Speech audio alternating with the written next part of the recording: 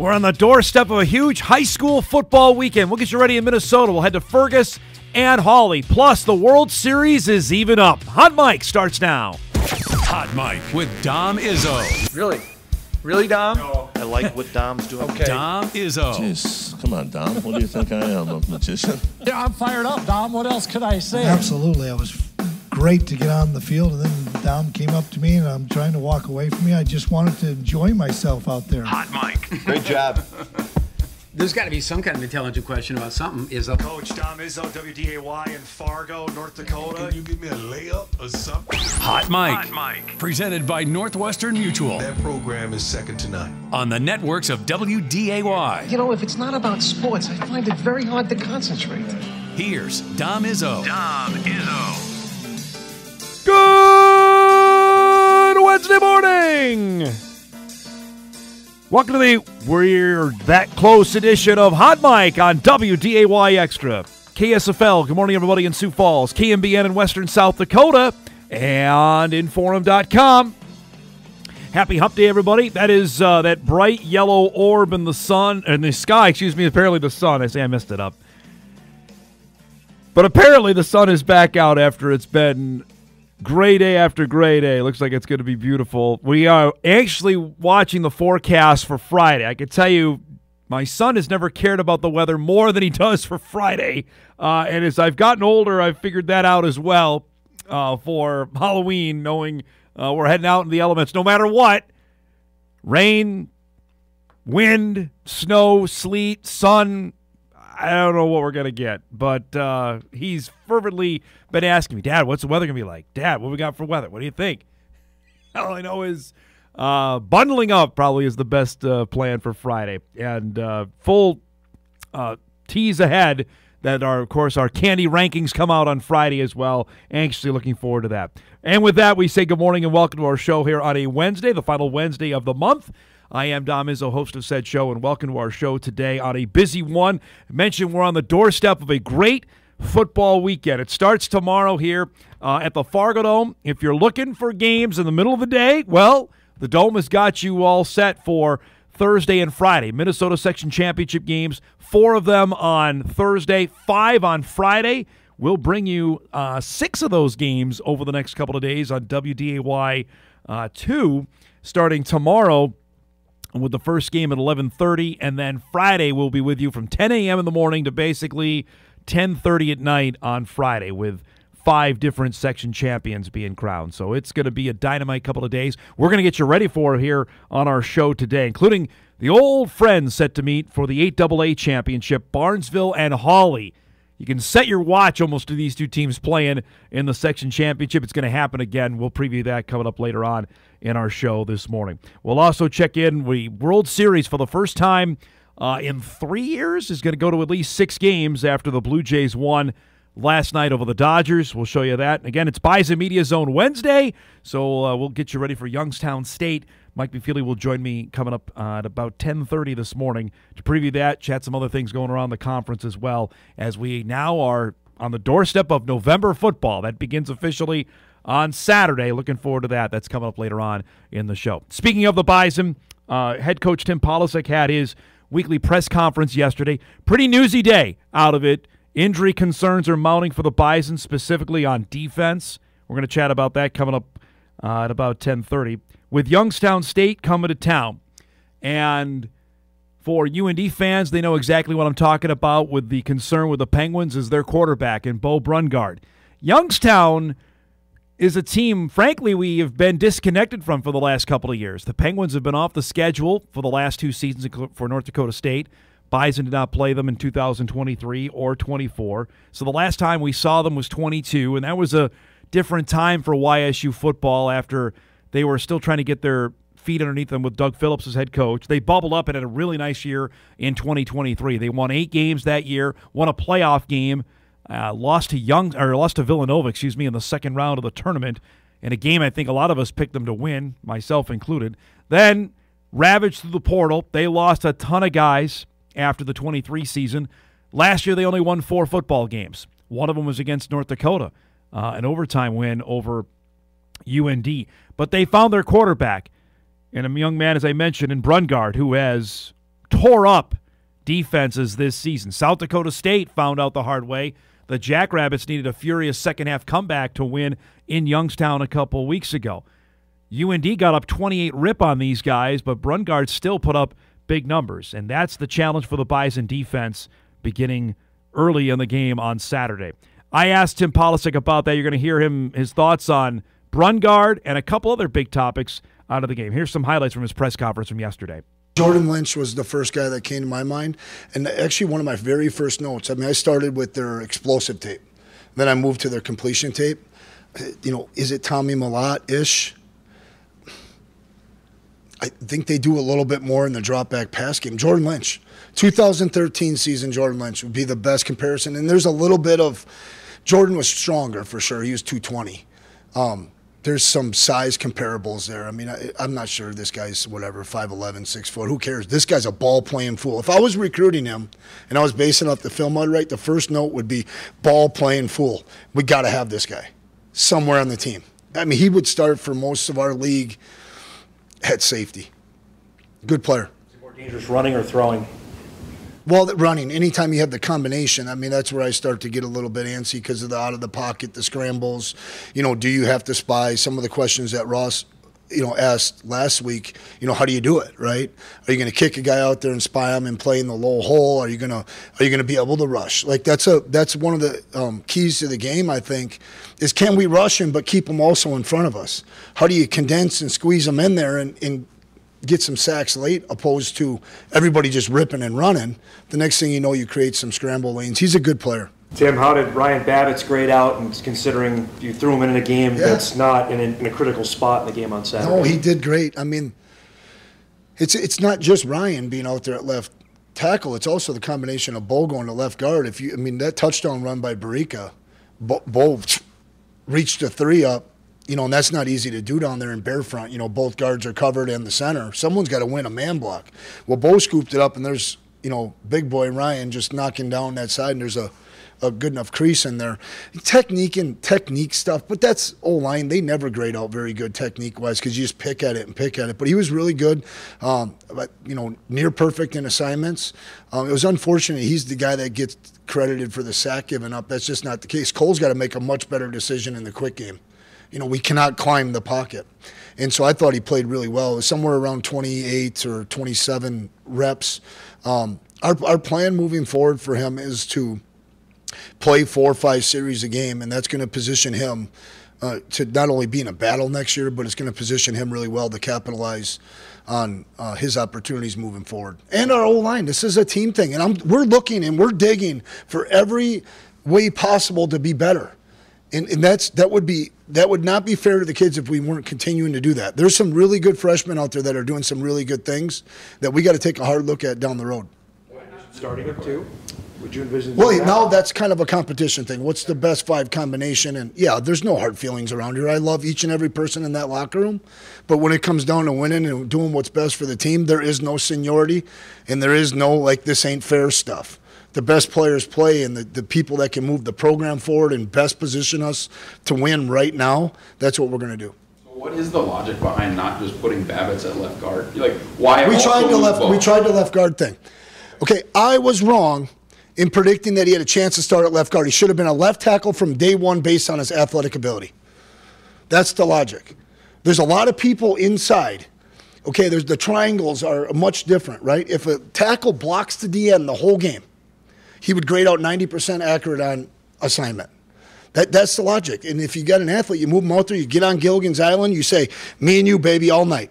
The last month of the year, you don't leave North Dakota this whole month. Describe this stretch run of knowing you got 3 out of the last 4 here. Well, that's huge. I mean, that's big time. You'll remember November, and we're here now, guys, so we can start talking, right? Goal 1. Be the most physical team in the country. Goal 2, eliminate all distractions. Goal 3, win home field advantage. Every game now, to me, is championship level intensity as far as we're concerned, because we're trying to secure the only goal that we have as far as result based, and we want home field advantage. And I look forward to these guys playing. I think last night was as good a Monday. 40 guys hit max velocity.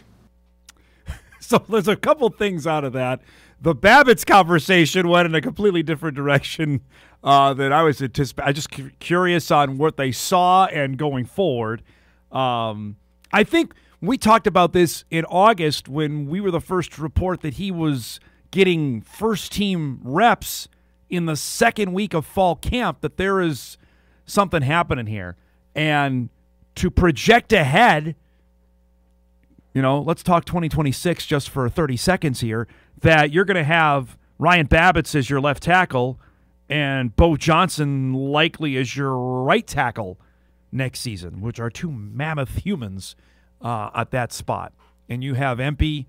Again, there are no seniors up front of that offensive line. That Empey, Fraley are back, Tosted's there. And again, Polisic said this yesterday, this isn't an indictment on what Nate Tosted's done, that they think he's as high of a ceiling prospect as they have just right now, that they like him at 40 snaps rather than 70. And the fact that what Babbitts has done in his time out there has road-graded guys, there's a reason why. We had Ryan on the show several times when he committed, and again when he won the state championship in the shot put last summer before heading up to Fargo, that this was a high-level athlete that the Bison got. Second place in the state in wrestling, in a sport he just picked up and decided to do. That this was a guy that come next year they're going to have to hang on to, because there's going to be guys out there, teams, they're going to want to get him. But ball-playing fool is going to be used on the broadcast on Saturday. I'm just going to tell you that right now. After hearing him describe Bo Brungard, that will be somehow used in our broadcast coming up on Saturday. Much more on the Bison coming up in our BMZ show in about an hour and a half. All right, to the game last night. World Series, Dodgers, after we actually got two games on Monday for the price of one, since it went 18 innings. Last night, the game was done by 10:30. I was like, what did we still have 9 more innings? No. But that wasn't the case for Game 4, with Shohei Ohtani starting for the for the Dodgers last night against the Blue Jays. Toronto down 2-1.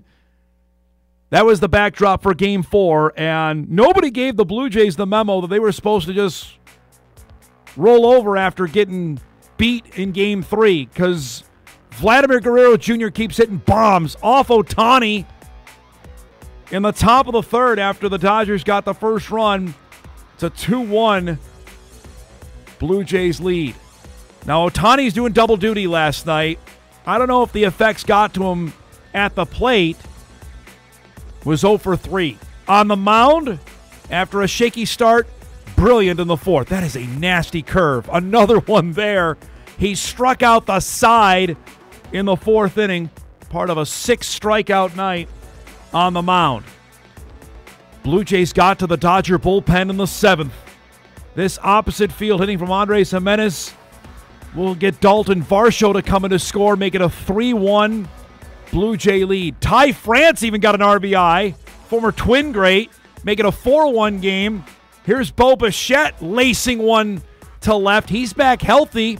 That scores another run. It's a 5-1 Blue Jay lead, part of a 4-run top of the 7th. They weren't done. Addison Barger delivers. How about opposite field hitting in 2025? It's a thing. 6-1 Blue Jays at that point. Not sure if the Dodgers, all their energy expended in the game Monday night. 6-2 score with Ohtani on deck. Louis Varland, another former Twin great. There's your Twins highlights. We got them all playing in the World Series. Blue Jays win it 6-2. We got a series, folks. It's now best of 3 after Toronto won last night. Series tied now at 2 games apiece. You see Ohtani's line. Shane Bieber not pictured, went 3 innings, walked 3 and 5 1/3. Sets us up for Game 5 tonight. Blake Snell will go for the Dodgers. The rookie Trey Yasavich will pitch for Toronto. Yasavich is a great story. His season began in slow A ball.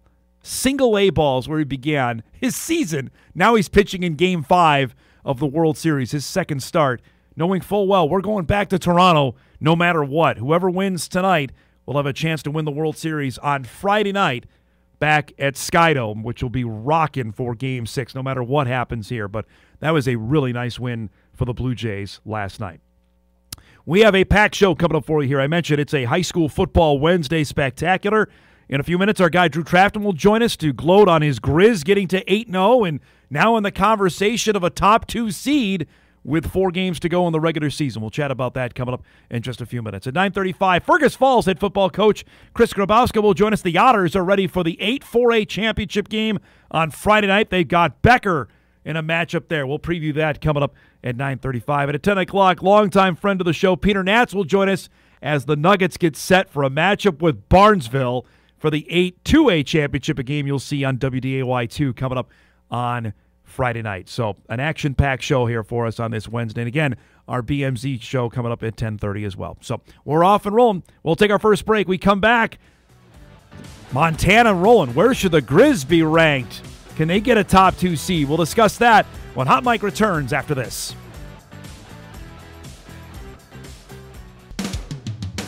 The biggest Seahawks, Sounders, and Mariners fan in the FM area. It's time for Views with Drew. All right, at that time, I reach every Wednesday. We visit with our guy, Drew Trafton, at 9:20. Good to see you, my man. Hey, thanks for having me. We have ratings in from this past weekend because there were 2 FCS games that were on television. The Grizz-Sac State game, which was a 10:30 Eastern time start on ESPN2. Got 190,000 viewers. That's pretty good. Yeah, it did really well. I mean, I think when the Grizz played Idaho earlier in the season, it was 170 something, which is pretty good too. Which is pretty good. But I think, you know what, for all the guff we give Dr. Luke Wood, the president of Sac State, well earned. Yes, I think he does engage that fan base a little bit, and the turnout for that game was really poor in the stands. Yes, it was oddly. not what they were looking for. I think there were just as many Montana fans as there were Hornets fans there. But, it was, I mean, he made a circus, and people showed up to watch it. Bison Jacks got 80,000 viewers. And ESPNU. Right, which is nobody gets the channel. Yeah. And I mean, that's actually better than I thought. I thought we'd somewhere be around 50. I'd still say we'd beat that number. And WDAY would have beat that. For sure we would have beat that. But also, you have ESPNU, and then the game going the way it did. Yep. I mean, that, if you weren't gonna, if you wanted to check the score before you turned it on, right? If you check the score at halftime, I'm going to watch this. I'm not watching this thing. I mean, I turned it off, at halftime, and I'm very much engaged in this. And I was just like, I've got better things to do at this point. All right, Grizz, I watched until I couldn't. I fell asleep at sometime in the third quarter. I would say it was old school Big Sky first half of that game. We had special teams touchdowns. We had the ball on the ground. We had teams going back and forth. The second quarter was very entertaining. Yeah. And then the rest of the game just it was.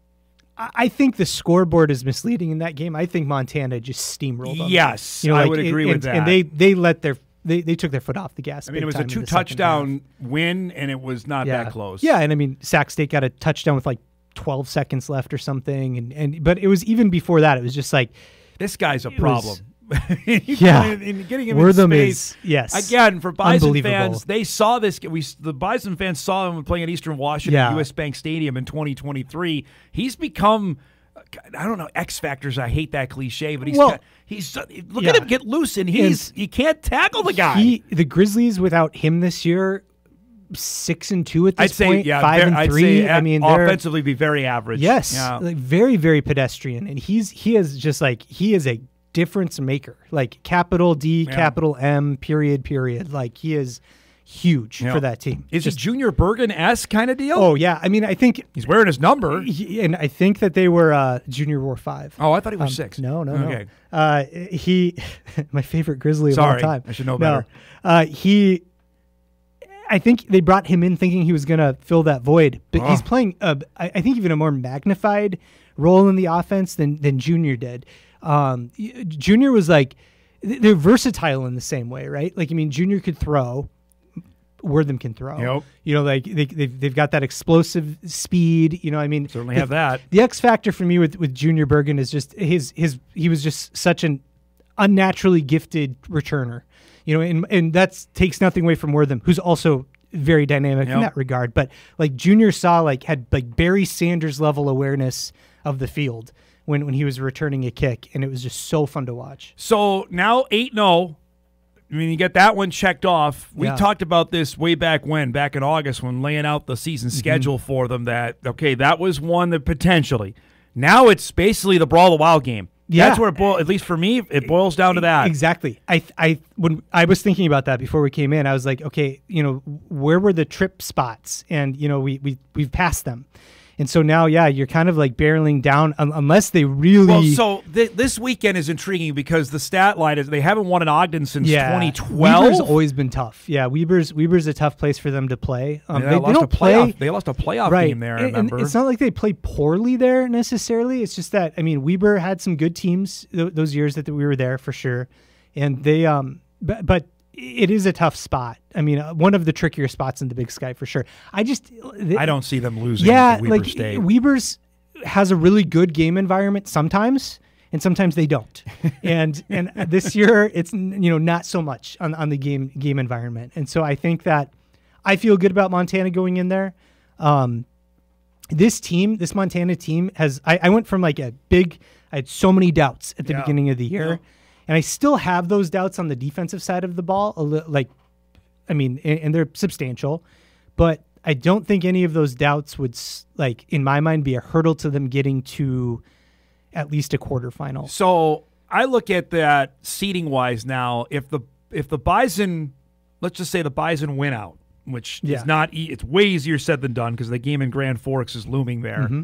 They're number one. Oh, with a bullet. They're going to be, yes. But if the Grizz win out, they'd also be 12-0. Yeah. Now they'd have the win over UND. Mm-hmm. They'd have a win over Montana State, which is that's pretty darn good. You'd have the non-D1 win, which you'd have to take into account. And if Tarleton goes unbeaten at 12-0, then you're going to have a real conversation on who is the FBS two. Win. Right. Yes, of what you value more.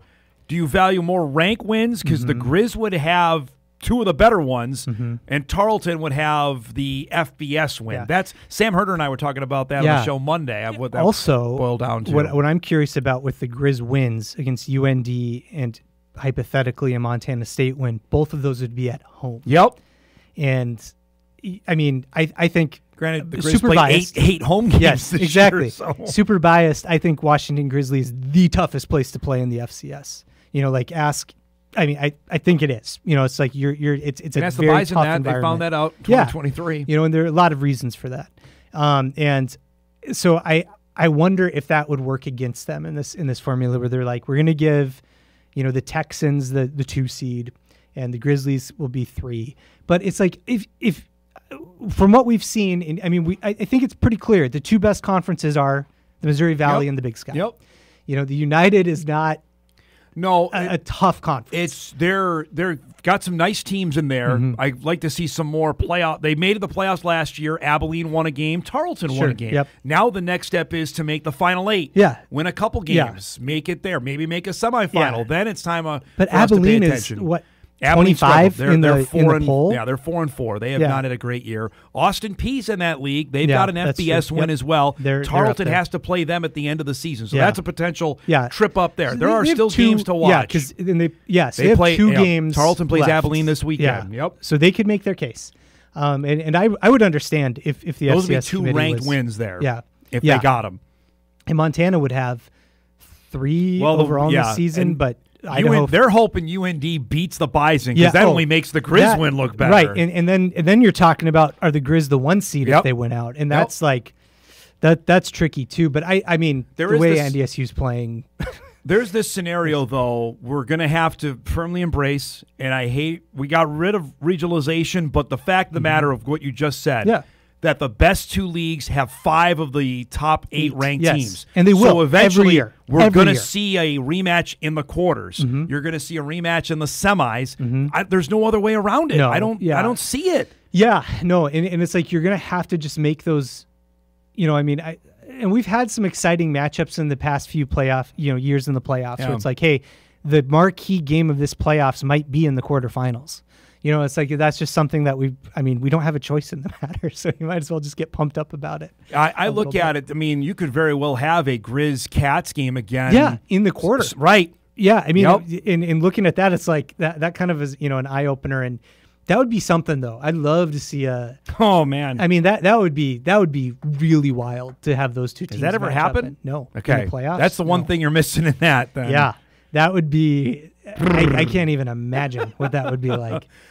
Yesterday, the 26 Big Sky schedule came out. Did you see that? I did. Yeah. So that year, I should say, next season, Big Sky's going to 9 league games. They're one of the first FCS teams to jump in the puddle because next season 12 games are going to be allowed by everybody.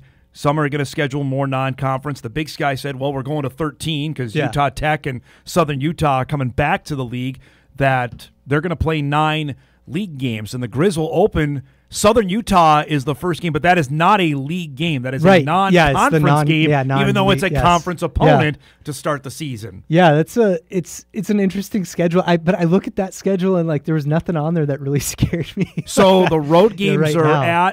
at NAU, correct? Yep. Davis is going to be that one could be tough. Like, I mean, right out of the gate, because back to Cheney, which is nice. They should play Eastern Washington every year, and obviously the Brawl of the Wild will be in Bozeman next season. Yeah, but you get a host Idaho, which is fun. You kind of actually like that schedule. The one thing I really like about it is they get to play kind of all of their traditional rivals. You have an FBS game next year with Oregon State, which is good. That'll be fun. Yep, that'll be a big one. That'll be kind of a good test, because I think it's a winnable game. Yeah. Like if you bring back the core that you have, I mean, you're going to have. I'm intrigued if more schools do this. Go on the 9. We obviously have seen it at the big boy level, where the SEC, Big Ten, ACC are going to 9 league games. The FCS teams have swayed away from that.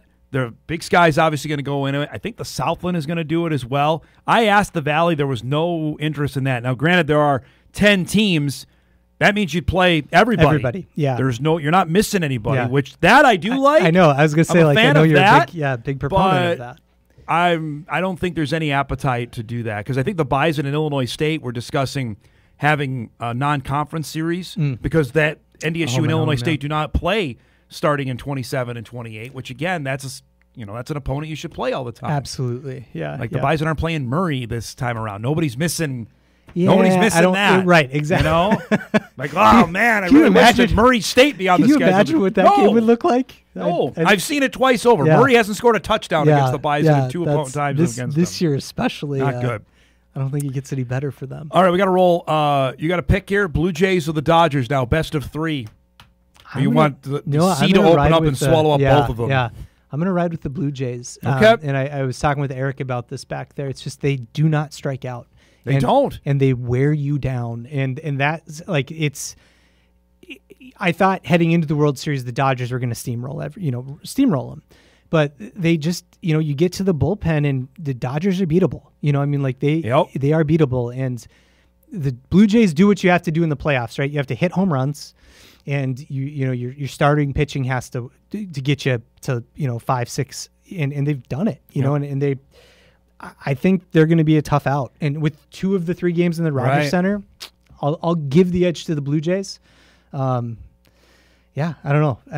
It's been fun. The ratings have been good for it, too. Yeah. So I like to see the average sports fan actually checking it out. You don't have to be hardcore baseball to enjoy what it's been. Yeah, right. It's been a fun World Series, and it hasn't been what I thought it was going to be at all. And I thought it was going to be a quick series and kind of anticlimactic. But the drama that they've built in those key moments, obviously you have 9 innings of on the edge 18. of your seat. Yes. Free baseball, and that was really good.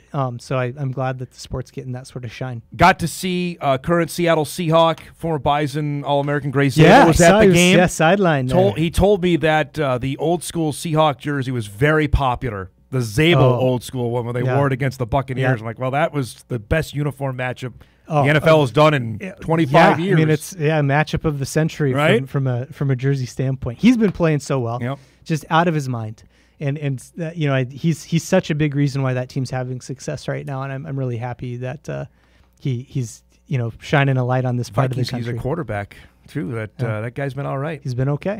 Get the Vikings playing when you give him time, right? He's been all right. He can throw. Thanks for coming by, bud. Thanks for having me. Drew Trafton joins us each and every Wednesday at 9:20. We'll break. We come back. We'll head to Fergus Falls. The Otters are getting ready for the 8-4A championship. Head coach Chris Grabowski is going to join us on the other side of the break. Back on Hot Mic right after this.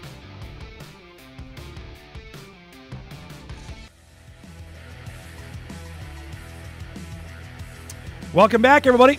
Off and rolling here on this Wednesday morning. Hawley head football coach Peter Natz will join us about a half hour. Get ready for the 8-2A championship game coming up at the Fargo Dome on Friday night. Friday, it's Halloween and football. Not sure if there's a better combination than that, other than peanut butter cups with chocolate and peanut butter, but it's going to be dynamite. The weather will be interesting, but it's October 31st. What else do you expect? Fergus Falls is playing in a section championship game. For the first time, the Otters are going to host it at their place on Friday night for the 8-4A championship. They'll face Becker for the right to go to the state tournament. Otters head football coach Chris Grabowski joins us here on this Wednesday morning. Another dynamite year in Fergus. They go 7-2, and now they get a rematch with Becker. We were joking off air. Is it simple? You played this team back in early September. Do you just rewind the tape and say, okay, guys, can we do this again? Yeah, they're going to do a lot of things that are similar, but, be kind of at this time of the year, you expect teams to have wrinkles in, and, everybody's going to have their own wrinkles, and they see the tape, and well, where can we attack this team this time around? And we're doing the same thing. And we expect it to be a dogfight. Becker's a great program. They're going to come ready to play. And, we think about our two losses against Marshall and McCrory. Those are two teams that we want to play again in the state tournament. And we have to assume that Becker's saying the same thing. We lost to them early in the season. This is a chance to go to state. We want to play this team again. So, we've had a great week of practice so far, and we're going to be ready to go. Tell me about the move up. We talked last year. You guys had a great year. And then moving up to 4A. What was the challenges, knowing full well, obviously competition is going to be better, more guys? Just what were maybe the challenges you weren't accounting for once the season got going?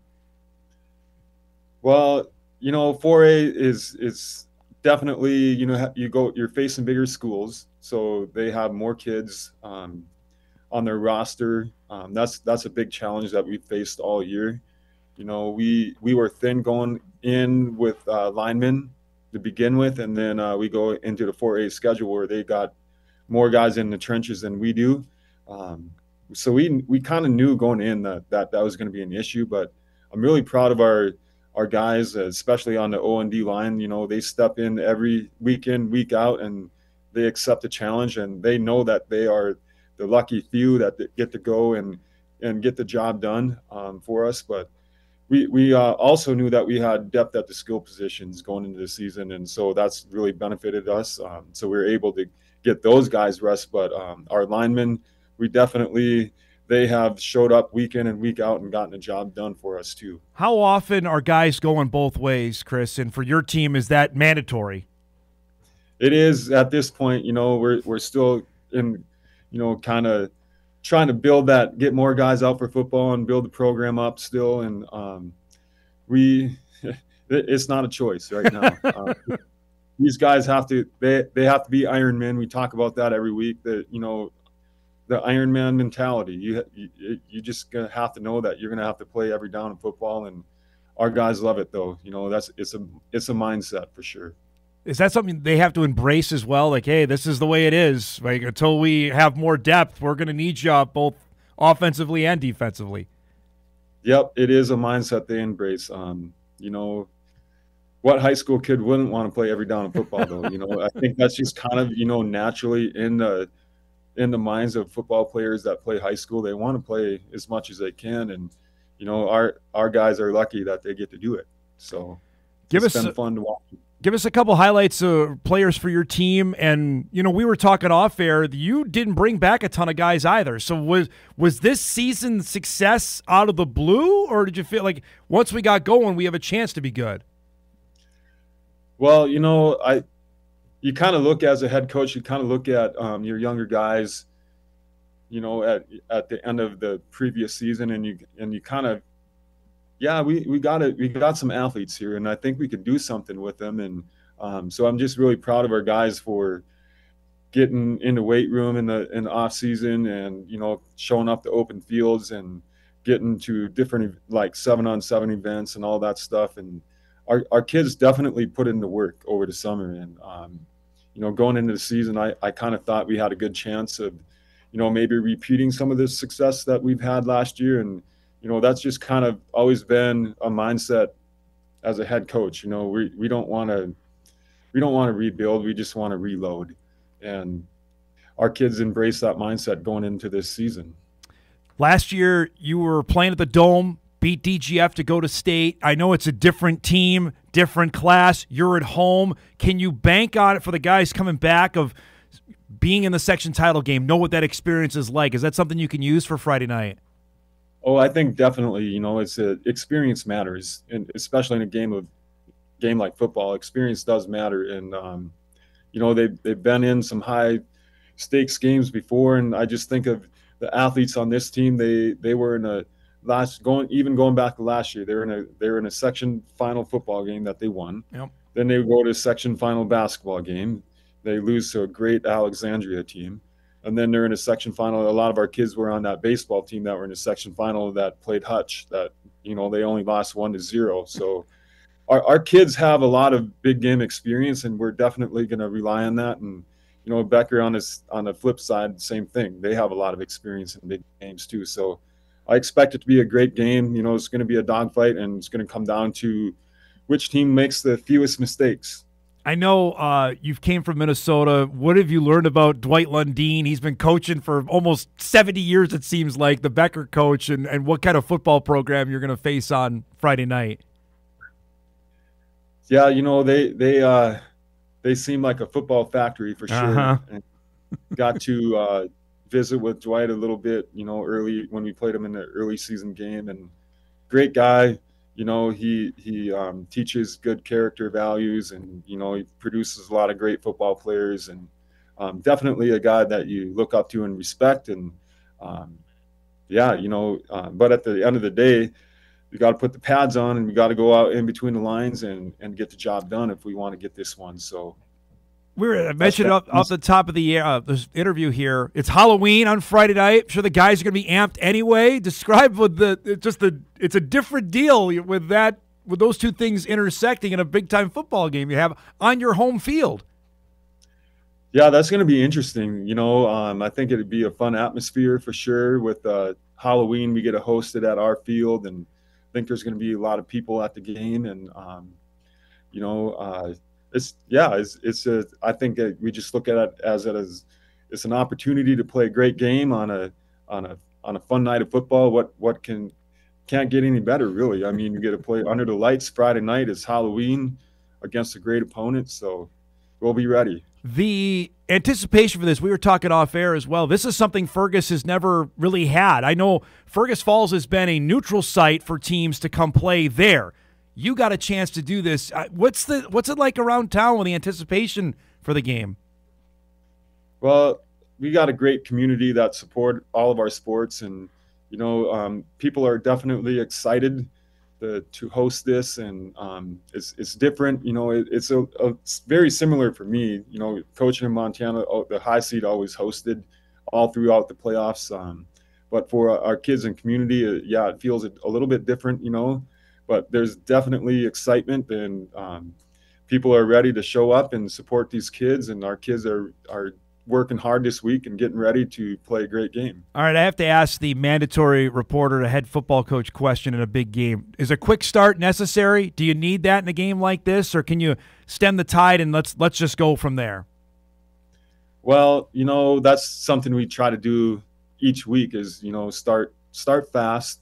That obviously puts a lot of pressure on the other team, and that's something we focused on in our game against Detroit Lakes last week, starting fast. Then, they were obviously playing catch up the whole game. And, but, I think football is a game of highs and lows, mountaintops and valleys, so you got to be able to be ready to adjust to whatever the game throws at you. So that's kind of going to be our mindset going into this week. For you, are you pretty even keeled throughout a game, or do you ride the highs and lows with the guys as well? Well, I think if you ask a lot of people that are close to me off the field, I'm pretty calm and reserved. But when I get on the field, a flip kind of switches, But as I've gotten older, definitely been a lot more calmer on the field. So but you got to get excited to play a football game. Last thing before I let you go, and I appreciate the time this morning, making it to state last year, how much for these guys they wanted again, especially in a different class, to taste that, and how close you came in that game last year to go and let's do this again, make a run. Yeah, so we do goal setting a lot, before the season starts, and our kids, the main message and goal this year is that they want to be different.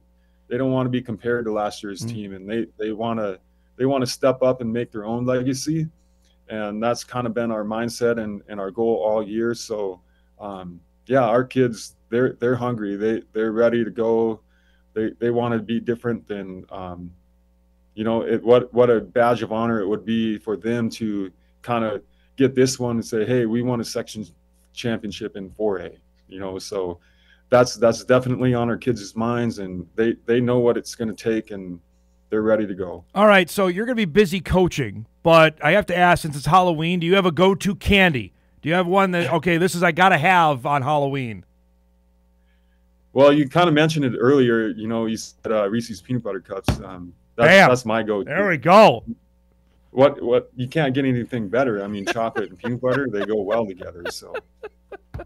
Number one, my man. Thanks so much for doing this. Have a great time. Good luck on Friday, and thanks for giving us a few minutes this morning, okay?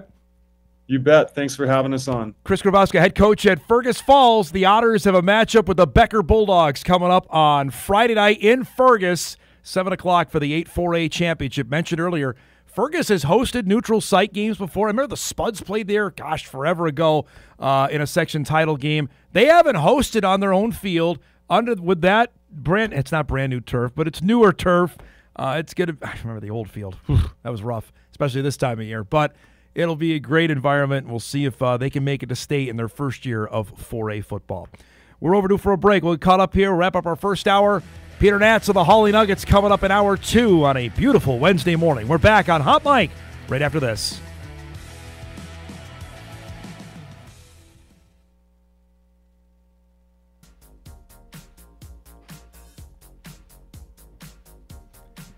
All right, welcome back, everybody. Our thanks to Chris Grabowska for giving us a few minutes there in Fergus, part of a rather busy football weekend in Minnesota and North Dakota. We'll get you the North Dakota update on the show tomorrow and on Friday as 2A and 3A in North Dakota will begin their tournaments. 9-man and Class A will resume on Saturday with quarterfinals as the road to the Fargo Dome is underway.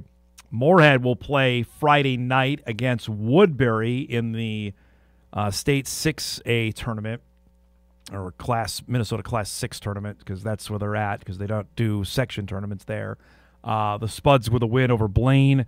Now a rematch with Woodbury, a team that they beat earlier this season. That was the game that Jet Feeney got injured in the second half. Moorhead was up, I believe, by 3 touchdowns at halftime of that game. Then Feeney got hurt.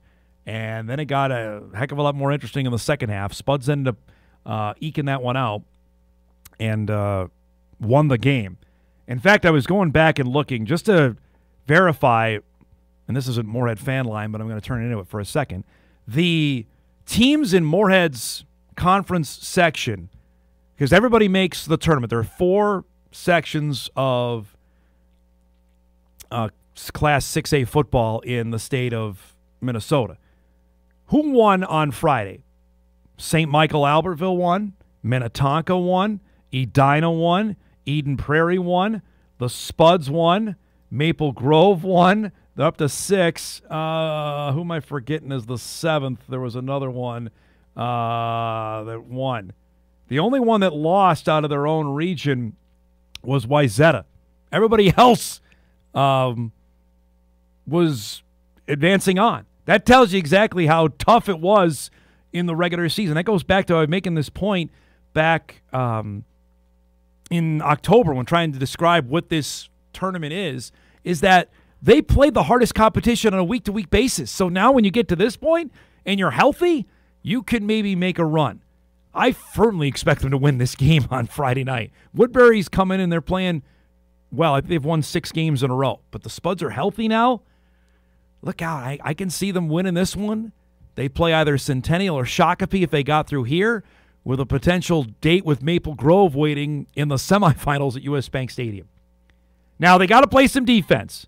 That's the thing that's been the bugaboo, and Kevin Feeney be the first to tell you about that we got to get some stops and get off the field, and they did that against Blaine on Friday and was able to force a couple turnovers. They're able to do that. You give that offense a short field with Feeney and Tay Rich and David Mack and J.J. Dunlap. Look out. That's a scary combination to go up against. We'll see. We'll visit with the Spuds coming up on the show on Friday. Why wouldn't we talk to a team that wears orange and black on Halloween? That just seems like a miss if we weren't to do that. We'll break. We come back. Time to start our second hour. Peter Natz will join us from the Hawley Nuggets. Oh, yeah, they're playing Barnesville. Stunner for the right to go to state. We'll preview that when we come back on Hot Mic right after this. This is Hot Mic. Hot Mic. On the networks of WDAY. Here's Dom Izzo. Welcome back, everybody. Hour 2, ready to rock and roll on this Wednesday. A reminder, we've got you all covered for the next 2 days at the Fargo Dome for the Minnesota Section Championship games. It'll begin tomorrow morning at 11:30. We'll have the Section 4 9-man championship game on WDAY 2. That'll be the only game we give you on Thursday. Then Friday, we have all 5 games beginning at 10 a.m. The Section 5A championship game to get us started, followed by the 6A championship. I've got some eyes on that one. Breckenridge plays in that as they try to go back to state. That game's at 12:30. The 6AA championship game goes at 3. I think Osakis is in that every year. The Silver Streaks, one of my favorite nicknames. Then at 5:30, the 8AA championship, which we're going to talk about here in a second. And then we'll wrap it up in prime time at 8 o'clock with the 3A title game. That'll be between DGF and Thief River Falls to wrap up the night. But the 8-2A is what we're talking about here this morning. Stunning news, breaking news, that Barnesville and Hawley are playing in the 8AA championship game again. It's like when the Patriots and the Chiefs play, or like the Patriots and the Colts every year to go to the Super Bowl. I don't even know, Peter. How many years is this? You know how many times you guys have played to go to state now? No, not exactly. I know it's been a lot. And I know everybody in this neck of the woods is ready for the other team to move on to the state tournament. It's great to see you. Congrats on getting back there. Tell me about, is this a revenge tour? You guys beat Warroad, a team you lost to. You got Barnesville again. Tell me about what has been different over the last couple weeks for you guys to make this run. I think it's just it's a prime example of kids having some perseverance and some grit and belief in themselves, regardless of what's going on around them. Being 2-6 coming into the section tournament, we were fortunate to be a 5 seed, I believe, just how our section played out. And we had a really tough stretch down in the middle of the season. And it started out with a loss to Warroad early, and that's a game we shouldn't have lost, but we did. And that kind of put us way behind the 8 ball. And then we went on a 6-game skid, and we just kept asking our kids to stay the course. Don't bail. We're going to have some things to do and take care of some business when we get to the section playoffs. And to their credit, they believed us, and to their credit, they stuck with it. And right now they're playing some really good football. So revenge tour, not really. It's more of an opportunity, and that's kind of how we're looking at it. Would it feel like revenge? Oh, it could feel like revenge, but we just want an opportunity to play. They told us on Saturday after we won that we had to play this game on Friday night. So what the heck, we might as well try to win it, right? How difficult was that stretch during the middle part of the season when you're not getting the results you wanted? For a guy that you've been doing this for so long, how tough was that for you too? It was extremely hard. It was tough on the coaches. It was tough on the kids. And we just had to keep There's a couple times we begged them on Monday morning at early morning film, don't bail, don't bail, believe in yourselves. It's going to get better. It's going to be a B, but it's going to get better. So, and they did that. As you know, it's losing is tough. It takes a lot out of you. It takes your spirit. It takes your enthusiasm. And I tell you what, you want to figure out if you're going to be tough enough to make it, lose 4 or 5 times in a row, or 6, and then keep fighting, because that 7th opportunity might be the one that gets you over the hump. So, yeah, it's tough, man. We've been on both ends of these streak things through the many years that I've been here. Top of the world, bottom of the cellar, and then we're working our way back up. And we've been working our way back up the last couple of years. And this is a great opportunity to get back to the top for our kids in Section 8 2A. Not only did you lose 6 in a row, then you have to go all the way to Roseau and take that bus ride. So, I mean, was there something that changed in that game? And I got to imagine that was a energetic bus ride back home after you won that one.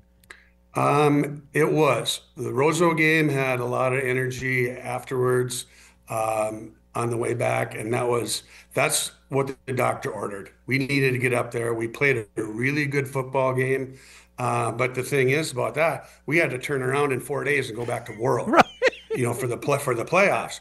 So we didn't have a lot of time to think we were back where we needed to be. We had to get going. And on one day of practice over that MEA break, one day of practice and going up and playing like we did at Warroad, the kids had a nice 4-day break over MEA. We have never practiced over MEA. And even when we were 8-0, we never practiced. When we were 0-8, we didn't practice. The kids need a break. The coaches need a break. And everybody came back with a renewed bit of enthusiasm and energy, and it's we're just riding it right now, man. Is that the furthest you've had for road trips in one season? You went to Roseau and Warroad in one season? Well, yeah, we've done that before, but the last time we did it, they weren't 4 or 5 days apart. They were spread out throughout the season. Man, oh man. But that's how it fell out, and we wanted another shot at Warroad because we played very poorly in that game. Yeah. And we threw a pick 6, and then we threw 4 more interceptions for a total of 5, and they beat us 17-16. And our offensive output was very anemic. Our defense was pretty good. They got scored on a pick 6, and then they got 1 more touchdown. And they gave us a safety at the end of the game to try to eat up some time. So we just wanted another opportunity to play better football, and we did. The kids have taken ownership of this, and right now they're riding high, flying high, and working hard. People on the outside, Peter, will see your record, but you played Pillager, you played Staples, who are 2 of the best 2A schools in Minnesota. Did that get you guys tougher, do you think, for what you got to go? And you obviously played Barnesville to get ready for what you got on Friday night? Well, don't forget we had Durham in there and DGF in that streak of games. And did it make us tougher? I don't know if it made us tougher because we ended up losing 3 kids for the season throughout our football season. And we knew that it was going to be really physical and really difficult. But we also knew it was going to be a great opportunity. We played DGF really tough. We were up 21-7 in the first half and tied at 21. And then their ground and pound just kind of took over. But it for sure developed some mental toughness and some grit going through that stretch. And our kids believe right now, and they're excited for the opportunity to get to this one. And whatever happens, man. It's been quite a run. You have been in this game, I know, 100 times over. But for the newer kids that haven't been inside the Fargo Dome, what do you tell them, or you let your experienced guys tell them what to expect on Friday night inside that building? No, we don't talk too much about it. The thing we talk about is the dead air, no wind. It's hard to cool off. And it's not as easy to breathe as you are when you're outside. But as far as being in there, we've got 8 freshmen and a few sophomores that haven't been there before. But it'll be an opportunity. I don't know, we don't really make that big of a deal of it. Yeah, it is a big deal to get there because you're one game away from the state tournament. But it's a football field. It's the same size as any other one. It's just inside, and the lights are really bright. And so we just let them sit and soak it in for a half of a game, and then at halftime of the game before, we get to get out there and move around a little bit, and then get used to what it's like and how flat it is, and there's no dome or no crown on the field, and it's just a little different feel. So, but we don't talk too much about that. We just talk about on to next. All right, next is Barnesville, which there are no surprises there. Tell me what you know about Brian's team. How are they any different from when you saw them early in the year to what they're playing right now? I don't think they're playing any differently. It seems to be they have everyone back healthy, which they battled injuries all season long, as does just about everyone. And they're deeper than we are. We're not too deep at more than, well, let's say less than half of our kids' positions do we have too deep. So we've got some Ironmen on our team. They've got some Ironmen on their team that are playing all the time, all the special teams and everything. So they've got that offense that they run really well. If you can stop the trap consistently, you have a chance. But then your edge players have to be on and disciplined as well. They have a nice play action passing attack that they get outside with the quarterback, and he's able to find people and put the ball where it needs to be. So we just it's another one in a line of many, Dom. When do you remember for this rivalry being different? When did it change for you that these games suddenly became, okay, it's not just our towns. A lot of other people are watching what's going to happen between, because there were a couple of years I thought you two teams were the best two teams in the state in your section. Well, yeah, I think you're probably right.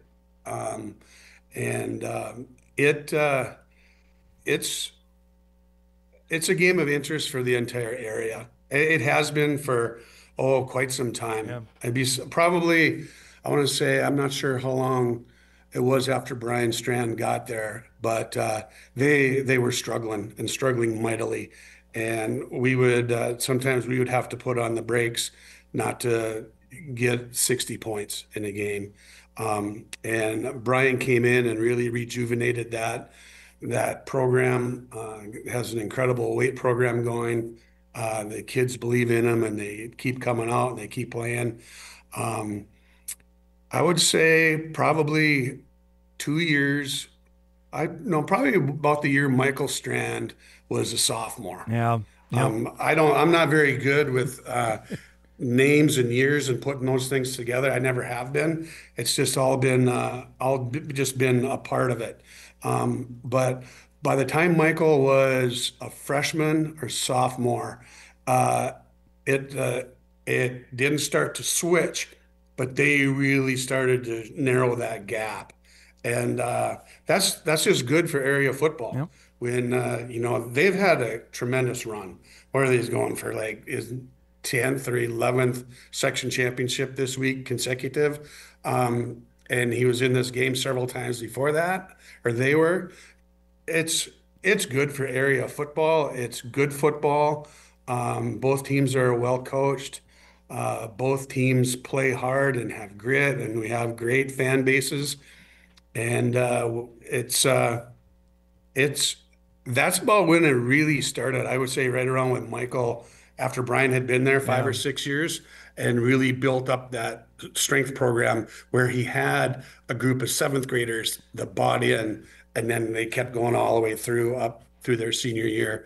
And then they continue to do that as well. And it's good for area football, definitely. Between him, Michael and Ben Ellefson and her going back and forth. Like, this is high level, crazy. I mean, level football that everyone around Minnesota was starting to pay attention to. I'm a little upset. You guys used to be the final game. 8AA was the primetime one. You got moved out of that spot because that, and honestly, people would stick around to watch your two teams play in the last game of the day. Yeah, that was the case. And, back when I was several years younger, and now I'm not kidding you.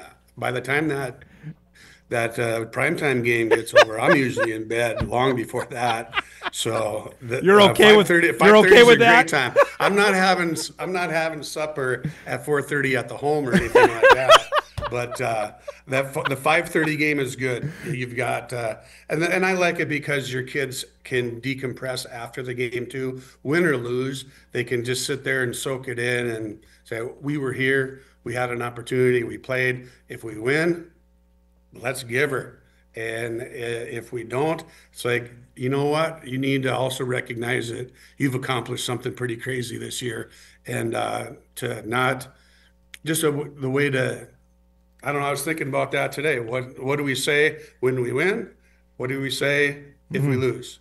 So I'm going to keep working on something to say when we win. How about that? There you go. The power of positive thinking goes well. Baby. I got a bunch of emails coming into last week about your section. Obviously, Frazee got number one. You guys beat them on Saturday. Frazee didn't play a ton of AA teams. We started the conversation. I know you and I talked this summer about how things got redistricted again, and we just had Chris Grabowski from Fergus Falls. They got moved up to 4A. You and I think we've done this 100 times. You've been on my show. I've tried to fix Minnesota high school football. Are we making it too hard? I guess what I'll ask you is, like, is it too simple to figure out of who should be playing who, and can't we just do that, or why is it so difficult? Oh, Dom, you did it again.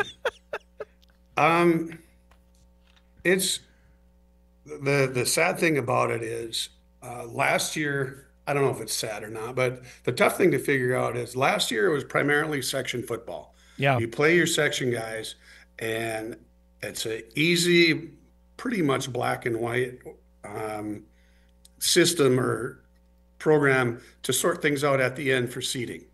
For some reason, whoever set the schedule together, I was told that, we're going to put the good teams with the good teams and the bad teams with the bad teams and let them battle it out, and then just let the QRF and let the coaches seed at the end, or however. Section football is the easy fix, and then you got to find a couple crossover games. The gist of this, the beginning of it, is from a long time ago when Minnetonka, Eden Prairie, some of those bigger schools were playing schools from Wisconsin, Iowa, Nebraska, Criminy. I think one team even played somebody from Ohio, for crying out loud, or Indiana. Like, what the heck? Because they don't want to play somebody in the regular season. Well, cripes, you gotta play them at the end of the season. What's the difference? So, what my opinion is of how that program all came out. And that horse has been dead a long time, and I don't want to waste any more energy. I hear you. I'm kicking that. But but how it's sorted out, that's how the tiebreakers worked out. Some people were upset. Some people were okay. But when Dale Scallard, our old section coordinator and superintendent here, had a great way of describing tournament football play or tournament basketball play and seeding. It's like, what the heck? Who can you play and lose to and still move on? You can't. You have to beat everyone in that bracket. If whoever is alive in that bracket, you have to play them. So line up, do it, and get on with it. It's and I love this sport. I love this game.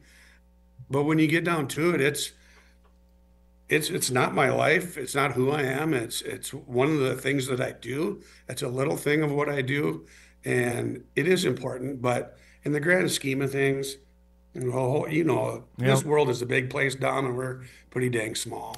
And if there's a couple things that make us happy, like playing football, like coaching football, go ahead. But it's not the end of the world. It really isn't. It's a fun thing for communities. It's a fun thing for kids and coaches, and let's do it as long as we can, man. I appreciate that. Last before I go, how's your son enjoying NDSU as a true freshman on the football team? How's it going for him? Oh man, it's been a roller coaster for sure. He's in a situation right now where he's gotten through the fall camp. They're into the structure and the routine of game week and stuff like that. So that fall camp is a doozy. It's a grind, and he had a blast the first 2 months because they were running and eating and lifting, and then the work came, and then it was like, oh my goodness. And then now they're into school. There are some fresh faces there. He's absolutely having a blast right now, embracing it, making great friends. It's pretty cool to see right now. That's awesome, bud. Thanks so much for doing this. I always appreciate it. I'll see you up at the Dome on Friday, okay? All right, man. I'll be there. Good to see you. There he goes. Peter Nats, You too. Thanks, Hawley Tom. head football coach, joining us this morning. Again, a reminder, you can watch Hawley in Barnesville on Friday night on WDAY2, 5:30 as part of our coverage of all 5 of the section championship games airing on Friday. We'll take our final break. We come back. We'll wrap things up. We're out early because we got Bison Media Zone coming up with myself and Mike McFeely. We'll get you set for a busy Sports Wednesday. We wrap after this.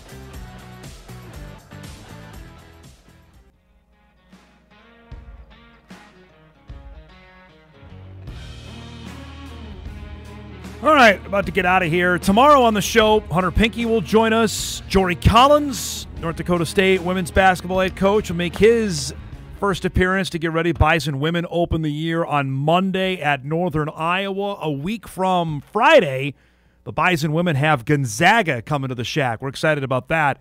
That'll be quite the Friday. We got Bison hoops going on.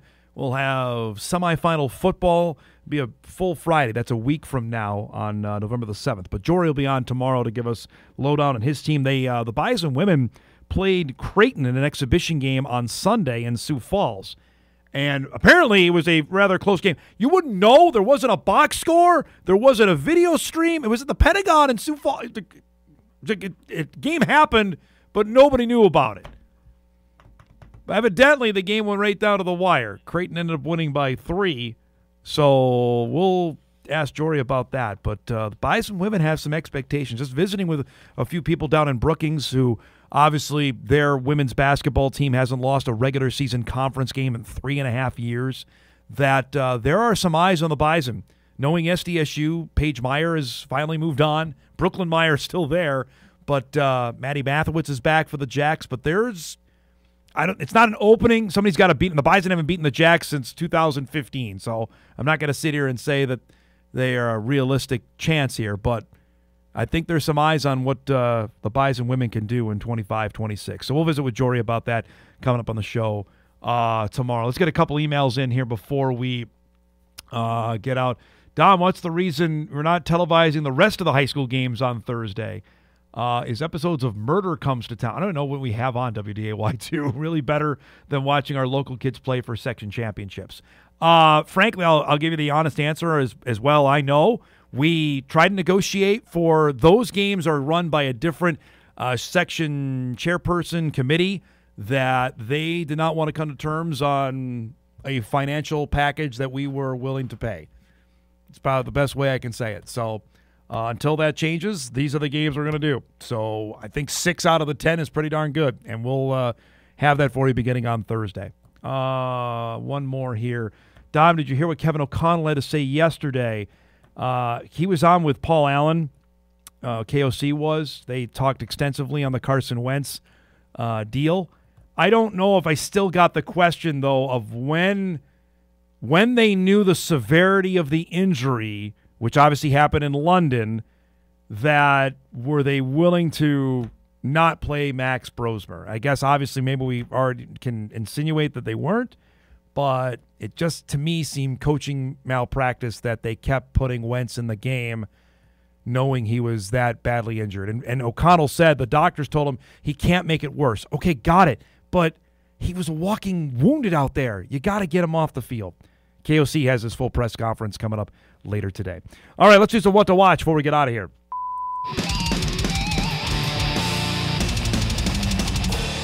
What to watch is brought to us by our friends at Northwestern Mutual. We got Game 5 tonight. Blue Jays and Dodgers. Series tied at 2 games apiece, 7 o'clock on Fox. Winner of that will have a chance to win the World Series on Friday. Lakers and the Wolves tonight. No Luka, no Ant, no LeBron. Is anybody going to watch? 8:30 on ESPN. And our friends at Mo State, can they get a 5th FBS win? They play Florida International tonight, 7 o'clock on CBS Sports Network. We got to roll. Thanks to our guests today, to Drew Trafton, to Chris Grabowska, and Peter Natz. If you missed any of the show, you can podcast it later today at Inforum.com. You can watch a full replay on WDAY+. The Bison Media Zone is coming up in just a few minutes. We'll see everybody back here tomorrow. Thanks for watching.